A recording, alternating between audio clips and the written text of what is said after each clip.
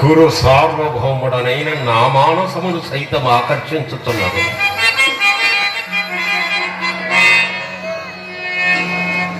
వీరు నా నుడులు ఆరించి ఉండరు కదా. ఏమి వీరుల రూప లావణ్యాతిశయం అపూర్వములే. ఈ త్రిజగన్మోహనాకృతులు ఎవరి పోయిందును? ఓ ఈ వీరులెవ్వరు?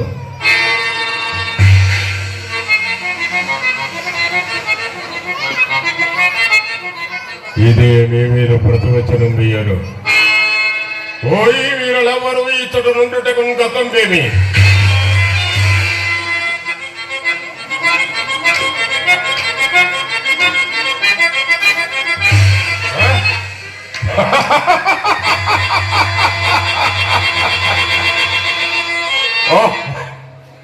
నిమేషత్వమే లేదు.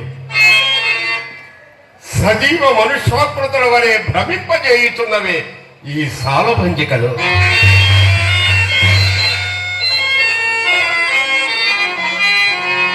మైని లోకోత్తర కళా కౌశలము అపూర్వము అపూర్వము.